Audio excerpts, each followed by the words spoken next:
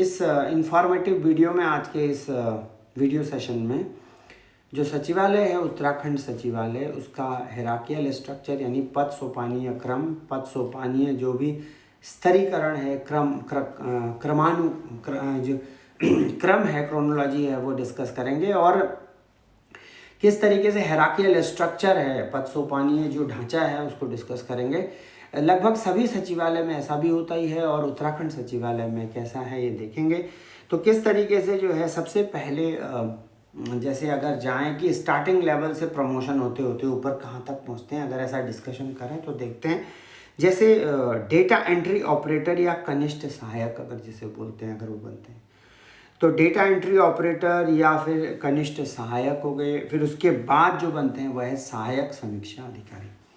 Direct भी होते हैं पद, डायरेक्ट भी भरे जाते हैं, और प्रमोशन के आधार पर भी चीज़ें होती हैं।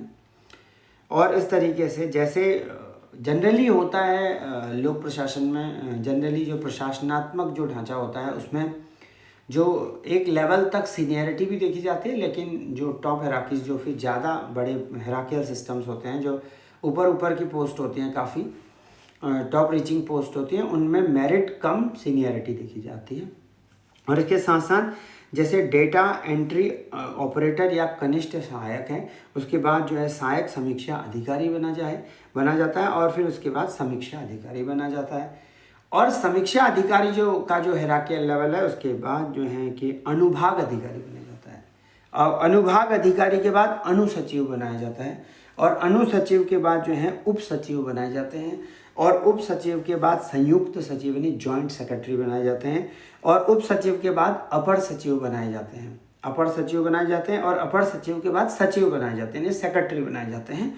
और सचिव के बाद प्रमुख सचिव बनाए जाते हैं, और प्रमुख सचिव के बाद अपर मुख्य सचिव बनाए जाते हैं,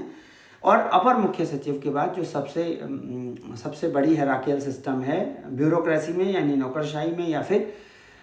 जिस तरीके से ब्यूरोक्रेटिक सिस्टम में, वो है मुख्य सचिव यानी चीफ सेक्रेटरी। तो इस तरीके से जो है स्टार्टिंग से देखें तो डेटा एंट्री ऑपरेटर या कनिष्ठ सहायक के बाद सहायक समीक्षा अधिकारी, और फिर उसके बाद समीक्षा अधिकारी, अनुभाग अधिकारी, फिर है अनुसचिव, फिर है उप सचिव, और फिर है संयुक्त सचिव, और फिर हैं अपर सचिव, और फिर सचिव, और प्रमुख सचिव, अपर मुख्य सचिव, और मुख्य सचिव। अगर इसी क्रम में अगर ऊपर से नीचे चला जाए, यानी अगर टॉप हिरार्कियल सिस्टम से अगर क्योंकि हिरार्कियल सिस्टम अगर बॉटम टू टॉप देखा है, तो टॉप टू बॉटम, अगर नीचे से ऊपर की ओर देख रहे हैं तो इस तरीके से स्ट्रक्चर है। अगर ऊपर से नीचे की ओर अगर आ रहे हैं तो कैसे होगा, पहले मुख्य सचिव हैं, फिर मुख्य सचिव के अपर मुख्य सचिव हैं, फिर अपर मुख्य सचिव से हिरार्कियल सिस्टम में और नीचे हैं प्रमुख सचिव, फिर है सचिव, फिर अपर सचिव,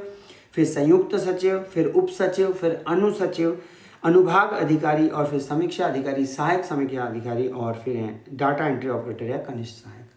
अब ऐसा महत्वपूर्ण इसलिए भी है क्योंकि कई जो इम्प्लीमेंटेशन का स्किल है उसमें मोस्टली जैसे होता तो यही है कि हिरार्कियल सिस्टम में ऊपर से नीचे इम्प्लीमेंट, लेकिन कई बार क्या होता है कि जैसे from top to bottom and bottom to top, मतलब नीचे से ऊपर की ओर भी चीज़ें और ऊपर से नीचे की ओर भी चीज़ें पता अगर हों, क्रोनोलॉजिकल ऑर्डर में यानी पद सोपानीय क्रम में अगर क्या पद हैं वो पता हों, तो इम्प्लीमेंटेशन जो है चीज़ों का वो एक कराना आसान होता है। और जिससे जो है कि कई बार क्या होता है कि जिस तरीके से चीज़ें चलती हैं, जिस तरीके से फ्लो करती हैं इंफॉर्मेशन के रूप में, फाइल के रूप में, चीज़ों के रूप में, कार्य के रूप में, तो ये क्रम भी रहता है। कई बार इस तरीके से भी चल जाती हैं चीज़ें मोस्टली, और जो डिसीजन मेकिंग्स होती हैं वो इस तरीके से इम्प्लीमेंट होती हैं। तो ये क्रम पता होने यानी पद सोपानीय क्रम पता होने आवश्यक होते हैं। तो फिलहाल जो है ये जो सेक्रेटेरिएट है उसकी जो ढांचागत जो हिरार्कियल सिस्टम है यानी पद सोपानीय व्यवस्था है उसके बारे में चर्चा है। फिलहाल इस वीडियो में इतना ही।